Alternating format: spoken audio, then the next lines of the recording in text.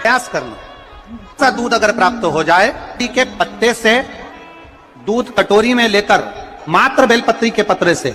एक एक बूंद, अगर दूध आप एक बूंद अगर ज्यादा ना मिला हो, एक चम्मच भी अगर आपको दूध देसी गाय का मिल गया हो, बेलपत्री के पत्ते से तुम्हारे घर के अंदर अगर शिवलिंग है या मंदिर में शिवलिंग है या तुम्हारे नजदीक में कोई शिवलिंग है, उस पर बूंद बूंद एक एक बूंद अगर शिवलिंग पर दूध समर्पित कर रहे हो, श्री शिवाय नमस्तुभ्यम, नमः शिवाय या षडाक्षर मंत्र ओम नमः शिवाय या 33 अक्षर का मंत्र महामृत्युंजय मंत्र, इसका स्मरण कर कर शिव जी पर देसी गाय का दूध समर्पित कर कर इस बेलपत्री को अशोक सुंदरी वाली जगह पर अगर आप समर्पित कर देते हैं, फिर आप जिस भी चीज के लिए अप्लाई करें, मेरा देवाधिदेव महादेव आपका हाथ पकड़कर खींचकर आगे बढ़ा ही दे। जिसके घर में संपदा की कमी होती है, जिसके घर में कर्जा बढ़ जाता है, लक्ष्मी नहीं आती, बहुत टेंशन की जिंदगी जीता है मनुष्य, व्यापार चल नहीं रहा, बहुत तकलीफ का जीवन चल रहा होता है, तो आज भी नियम है महाराज कि सोमवार शुक्रवार ये 2 वार ऐसे हैं, इन 2 वार को यदि कटोरी में थोड़ा सा शहद रखकर, मधु रखकर यदि लक्ष्मी जी का स्मरण किया जाए और माता लक्ष्मी जी का स्मरण कर कर एक लाल पुष्प उस कटोरी के सम्मुख में माता लक्ष्मी का नाम लेकर रखा जाए और बाद में वही शहद, वही मधु और वही पुष्प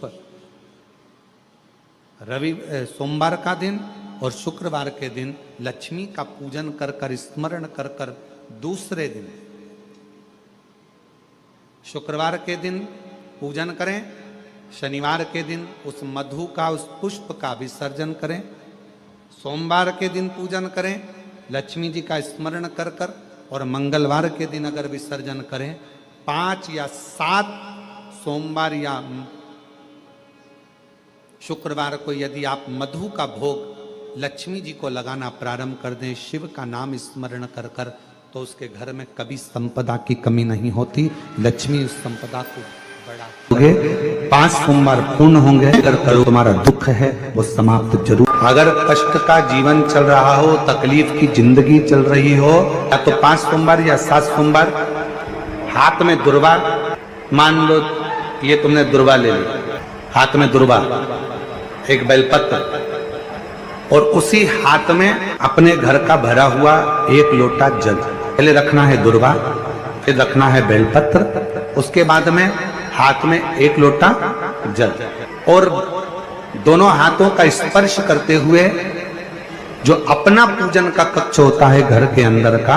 उस पूजन कक्ष की साक्षी में अपने कुल देवता, पितृ देवता और अन्य देवताओं का स्मरण करते हुए, बाबा बहुत दुखी हूँ, बहुत तकलीफ में हूँ, बहुत कष्ट में हूँ, बाबा को अपने मन का भाव कहते हुए, हृदय से प्रार्थना करते हुए अपने घर के मंदिर से निकल कर फिर उस जल को लेकर शिवालय तक जाओ और दक्षिण की ओर खड़े होकर उत्तर की ओर मुख कर कर जल समर्पित करो। बेलपत्र और दुर्वा दोनों को अशोक सुंदरी वाली जगह पर चढ़ा दीजिए। अशोक सुंदरी की जगह तो सबको मालूम है ना। चढ़ा हुआ थोड़ा सा जल लेकर आओ, घर के दरवाजे पर उसका छींटा दे दो, लेपन कर दो, और बाबा से 5 सोमवार नियम से आप दुर्वा, बेलपत्र और जल का प्रयोग अगर करोगे, 5 सोमवार पूर्ण होंगे, जो तुम्हारा दुख है वो समाप्त जरूर होगा, शिव करना जरूर।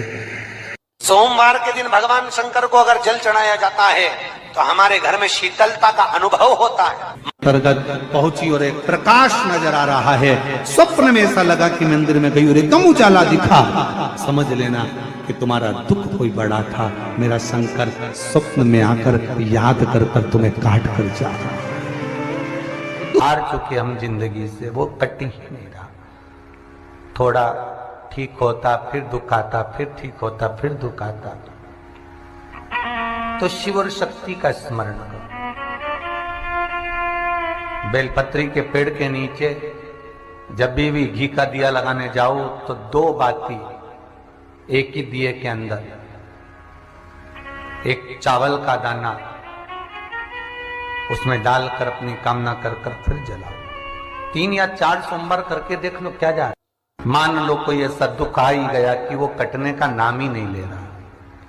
श्रावण के महीने में केवल शंकर जी की आराधना होती है, और भादों के महीने में शंकर भगवान, पार्वती मैया, गणेश जी, सदानंद कार्तिकेय जी, अशोक सुंदरी, भगवान शंकर की 5 बेटियां जया, विषहरा, श्यामली बारी, दौतली, देव, ये सब प्रसन्न होती है। ये फुलेरे में जो मालाएं लगती हैं, ये फुलेरे में जो फूल की मालाएं लटकाई जाती है, ये भगवान शंकर की बेटियों के भाव से तुमरुका जी बाच रहे हैं उसको।